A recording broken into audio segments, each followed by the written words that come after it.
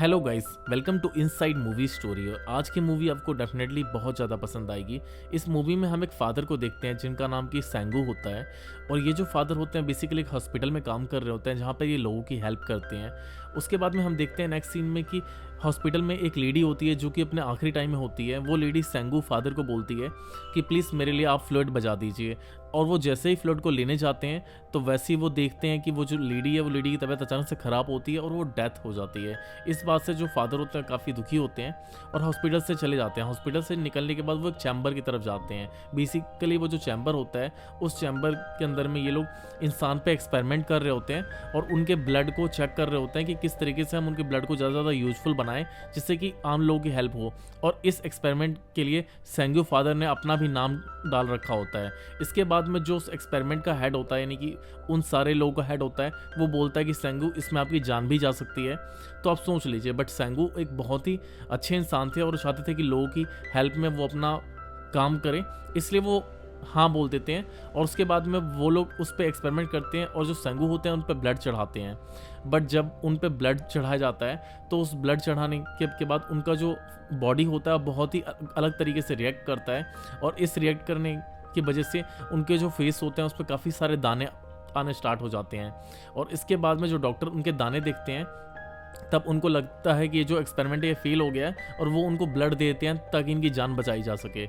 और जैसे ही इनको ब्लड देते हैं वैसे ही ये ठीक हो जाते हैं। और जब ये ठीक होते हैं तो वहाँ पे काफ़ी सारे लोग बहुत हैप्पी हो जाते हैं क्योंकि 100 लोगों में पहली बार ऐसा हुआ है कि जो सेंगू है ये बच गए हैं। और वहाँ के जो लोकल लोग होते हैं वो इन्हें एज ए हीरो मानने लग जाते हैं और ये लोग काफ़ी खुश हो जाते हैं इनको ये देखकर।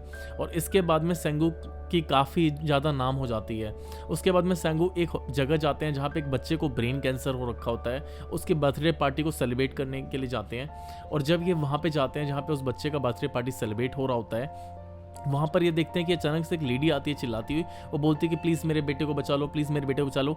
ये देख कर जो सेंगू होते हैं फादर वो भागते हुए घर जाते हैं। जब वो घर जाते हैं तो देखते हैं कि ये इनका बचपन का दोस्ती है कनावो और उनकी वाइफ बगल में बैठी रहती है जिसका नाम होता है ताइजू। इसके बाद में हम देखते हैं कि जो सेंजू होते हैं फादर वो कनावो को पूरी तरीके से ठीक कर देते हैं। ये देखकर इनकी जो माँ होती है वो काफ़ी ज़्यादा कनावो की माँ खुश हो जाती है और उनकी जो वाइफ होती है ये भी खुश हो जाती है।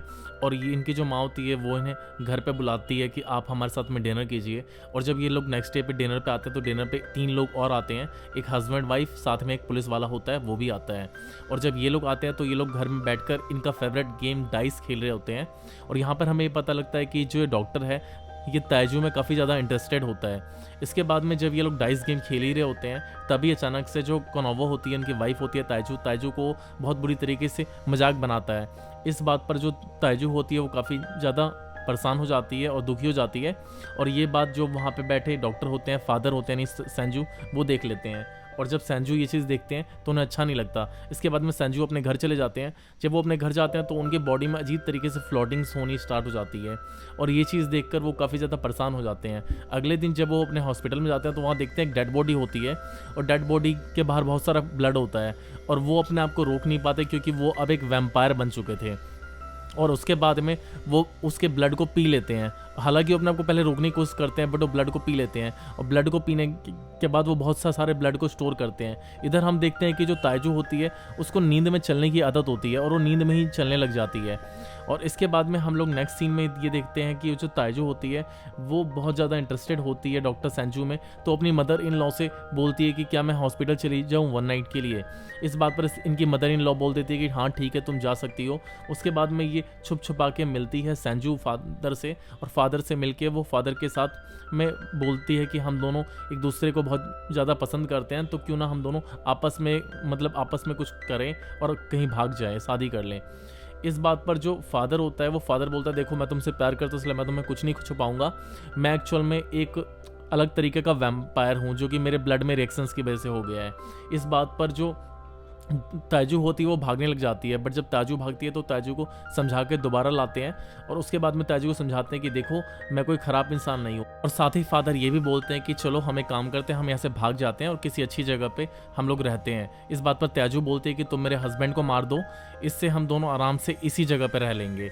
इस बात पर फादर बहुत ज़्यादा घबरा जाते हैं और फादर मना कर देते हैं। इसके बाद फादर और ताजू आपस में इधर उधर घूमते हैं, और घूमने के बाद हम लोग नेक्स्ट सीन में देखते हैं कि फादर अपने ही एक जो बड़े फादर थे उनसे मिलने जाते हैं। वो ब्लाइंड होते हैं और वो बोलते हैं कि देखो तुम एक वैम्पायर बन चुके हो और वैम्पायर के ब्लड की वजह से मेरी आंखें ठीक हो सकती हैं, तो तुम मुझे अपना ब्लड दे दो, और जब तुम मुझे अपना ब्लड दोगे तो उससे जो मेरी रोशनी है आंखों की वो आ जाएगी, और इस तरीके से मैं पूरी दुनिया देख पाऊंगा। मैंने आज तक ज़िंदगी में कभी दुनिया नहीं देखा। इस बात पर जो संजू होते हैं बोलते हैं मैं आप कोई फादर नहीं हूँ, मैं एक नॉर्मल इंसान हूँ और मैं तुम्हें अपना ब्लड नहीं दे सकता हूँ।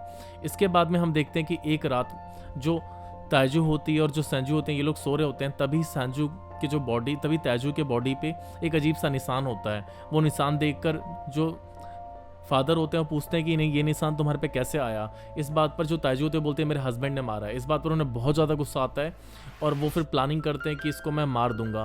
इसके बाद में वो एक प्लान बनाते हैं और उस प्लान के तहत वो एक जगह पे जाते हैं कनावो को लेकर। कनावो, ताइजू और फादर तीनों लोग जाते हैं और वहाँ पर वो क्या करते हैं कि कनावो को बोर्ड से नीचे गिरा देते हैं, और वहाँ पे ताइजू को भी बोर्ड से नीचे गिरा देते हैं। ताइजू को थोड़ा सा चोट लगता है, वो इस वजह से ताकि उन्हें ऐसा दिखाया जाए कि एक्सीडेंट है। इसके बाद में जो फादर होते हैं वो दोबारा से उसी फादर के पास जाते हैं जो उनसे बड़े फादर होते हैं, जो कि ब्लाइंड थे। उनसे वो बात करते हैं तो फादर दोबारा से उससे वही रिक्वेस्ट करते हैं कि प्लीज़ तुम मुझे अपना ब्लड दे दो ताकि मैं अपनी आंखों से दुनिया देख सकूं। और उसके बाद में वो इन्हें ब्लड देते हैं, और जब ये ब्लड देते हैं तो उनके फेस पे दोबारा से वही क्लॉटिंग होती है, यानी कि उन्हें दोबारा से ब्लड की ज़रूरत पड़ जाती है फादर को। तो वो क्या करते हैं, उनके जो फादर होते हैं, यानी बड़े फादर होते हैं जो ब्लाइंड होते हैं, उन्हीं का मर्डर कर देते हैं। और ये मर्डर करने के बाद उनका ब्लड पी के वो वहाँ से निकल जाते हैं। अगले सीन में हम देखते हैं कि पुलिस इन्वेस्टिगेशन कर रही होती है और पुलिस को ऐसा लगता है कि ये सिर्फ एक एक्सीडेंट है, पर उनकी जो माँ होती है, यानी कि जो ताइजू की जो मदर इन लॉ होती है, उसको सदमा लग जाता है और वो पैरालाइज हो जाती है, और साथ ही उसको ये सारा का सारा शक फादर पे होता है। उसे ऐसा लगता है कि जो फादर है कहीं ना कहीं इस चीज़ में फादर इन्वॉल्व है। उसके बाद में हम लोग नेक्स्ट सीन में देखते हैं कि ये जो ताइजू होती है ये एक दिन इसके साथ यानी फादर के साथ में बैठकर ड्रिंक कर रहे होते हैं, और तभी हमें पता लगता है ड्रिंक करते करते ताइजू बोल देती है कि मैंने तुमसे झूठ बोला था, मेरे पति ने आज तक कभी मेरे पे हाथ नहीं उठाया। ये बात सुनकर जो फादर होते हैं उन्हें बहुत ज़्यादा गुस्सा आता है और फादर बोलते हैं कि तुमने बहुत ज़्यादा गलत किया है। तो वो बोलती है कि तुम चाहो तो मेरा मर्डर कर सकते हो, और इस बात पर वो ताइजू को अपने ही हाथों उसका मर्डर कर देते हैं। और ये सारी चीज़ें उसकी जो माँ होती है, यानी कि कनोवो की जो मम्मी होती है, यानी ताइजू की मदर इन लॉ जो होती है, वो देख रही होती है। और उसके बाद में ये जब मर्डर कर देते हैं तब इनको बहुत लोनली फील होता है, यानी फादर को बहुत ज़्यादा लोनली फील होता है। तो फादर अपना जो ब्लड होता है वो ताइजू को थोड़ा सा पिला देते हैं ताकि ताइजू जो है वैम्पायर बन जाए। बट ताइजू जब वैम्पायर बनती है तो लोगों को अनलेस मारने लग जाती है, लोगों का ब्लड पीने लग जाती है। इस बात से फादर से काफ़ी ज़्यादा झगड़ा भी होता है। फादर बोलते हैं उसे कि मैं सिर्फ ब्लड तब पीता था जबकि मुझे ज़रूरत होती थी, पर तुम लोगों को मारती हो, तुम्हें मारने में मज़ा आता है। ये बात सारी चीज़ें हो ही रही होती है।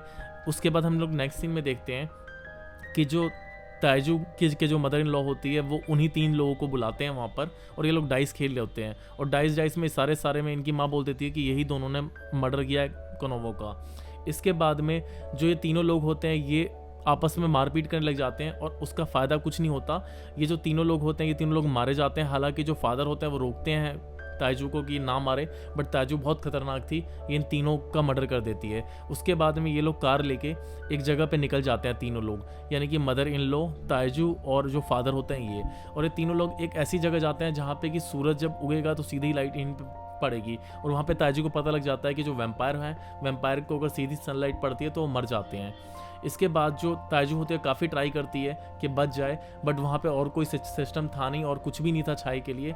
और जब धूप आती है तो ये दोनों के दोनों लोग मर जाते हैं बैठे बैठे। और ये बात दूर खड़ी जो उनकी मदर इन लॉ है वो भी देख रही होती है, और वो देखकर काफ़ी खुश होती है। और यहाँ पे मूवी ख़त्म हो जाती है। थैंक यू सो मच, आपने मूवी यहाँ तक देखा।